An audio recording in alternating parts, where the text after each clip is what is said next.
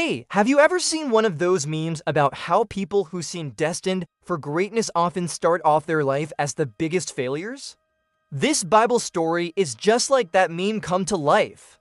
Because today, we're going to meet the most unlikely hero in history and learn a powerful lesson about trusting God even when he seems silent.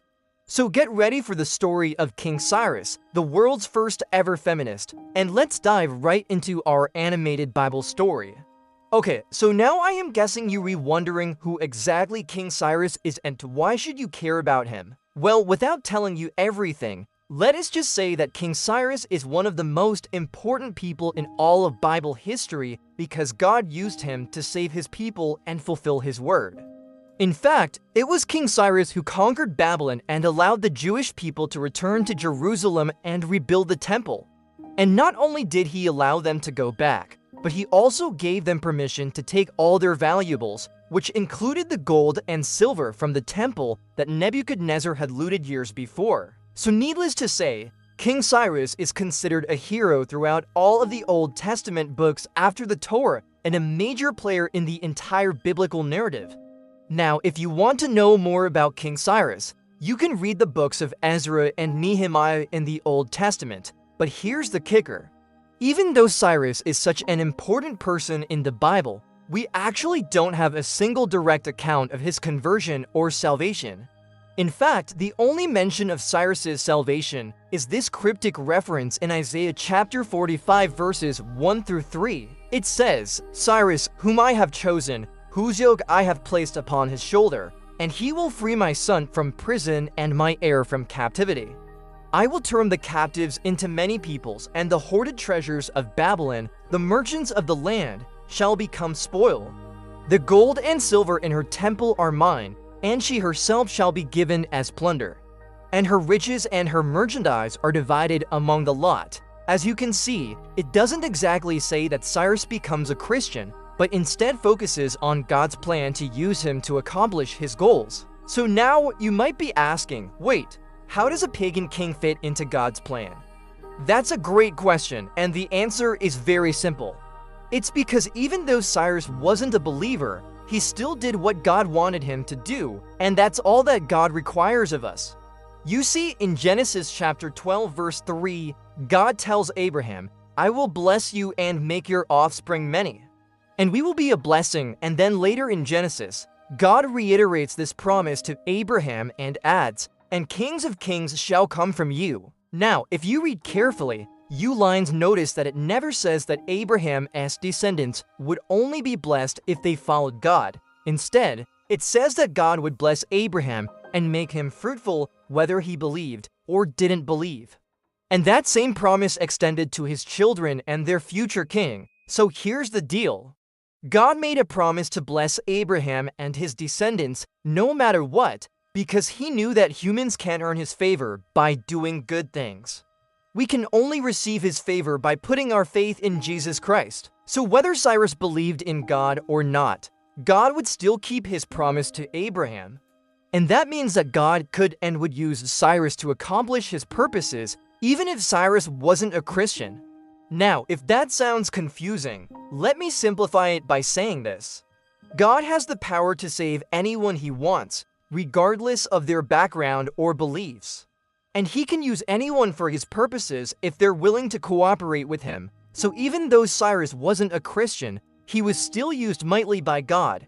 And that's a beautiful truth that we need to remember in our own lives. And here's the reason why. When we think that God can only use us if we're super holy and sinless, we place our own limitations on his power. Instead, we must understand that God is sovereign and can use anyone to accomplish his purposes, no matter how sinful or unworthy they may feel. Remember, God's power is made perfect in weakness. So don't ever think that you're too broken or too messed up for God to use you. He can and will use you in mighty ways if you're simply willing to say yes. Alright, so now that we've established why King Cyrus matters, let's dive into how God used him to change history.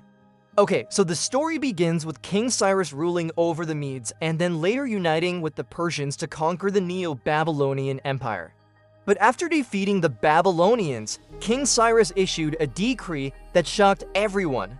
He set all the slaves in his empire free, including the Israelites.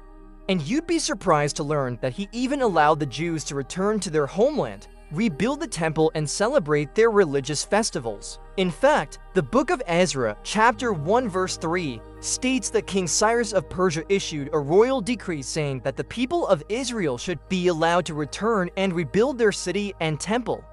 The decree also stipulated that the temple furnishings taken by Nebuchadnezzar during the Babylonian exile were to be returned to Jerusalem.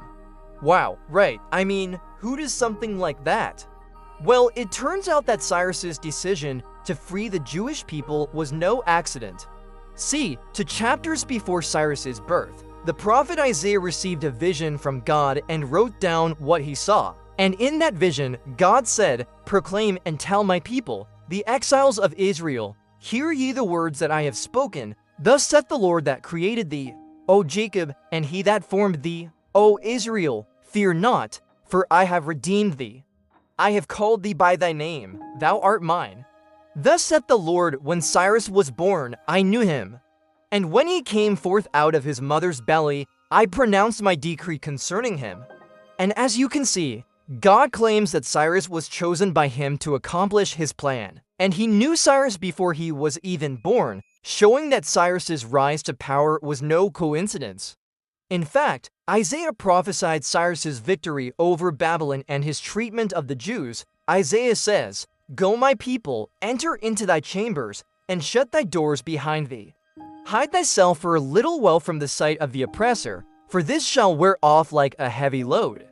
He shall pass by, he shall pass over and shall be gone. The Lord said, a remnant, yes, a remnant of many peoples, shall possess the mountains of Israel, like the days of old. The earth shall be moved again at the sight of the Lord, and the nations shall come into the valley of vision, and thou shalt see, and they shall pass through. And there shall be no longer a reproach of a people in the sight of the Lord, nor contempt in the sight of his people, and the Lord has spoken. I am Cyrus, I am the Lord, I have spoken, and I will do it." So you can see that God had been planning to use Cyrus to liberate his people long before Cyrus became king. And when the time was right, God enabled Cyrus to defeat Babylon and set his people free. It's also worth mentioning that Cyrus didn't force anyone to follow him. Everyone chose to join him willingly. In fact, the majority of his soldiers probably had no idea that God was guiding his hand to fulfill ancient prophecy. But that doesn't change the fact that God kept his word and used Cyrus to accomplish his plan. So why is this story important to us today? Well, because it teaches us that nothing happens by chance or by luck. God is in control of every situation, even when it seems like he's silent or absent. Like, just think about it. If Cyrus didn't conquer Babylon when he did, then the Jews wouldn't have been able to return to Jerusalem and rebuild the temple. And if he hadn't freed the Jews, then they wouldn't have been able to reestablish their worship of God in the land of Israel. So we can see that God's plan depended on Cyrus's actions, yet Cyrus had no idea he was fulfilling God's prophecy. And that's why we need to remember that God is in control, even when it seems like he's not. So the moral of this story is simple. No matter who you are, where you came from, or what you believe, God can use you for his purposes if you're willing to say yes. So never underestimate the power of God to work through ordinary people like you and me.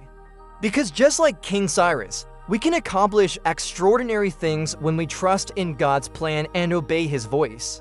So do you feel like God is calling you to do something big and important, but you're afraid that you're not qualified or capable enough? Well, remember the story of King Cyrus and how God used him despite his flaws and uncertainties.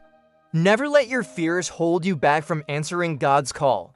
Just like Cyrus, you might accomplish something much greater than you ever imagined possible.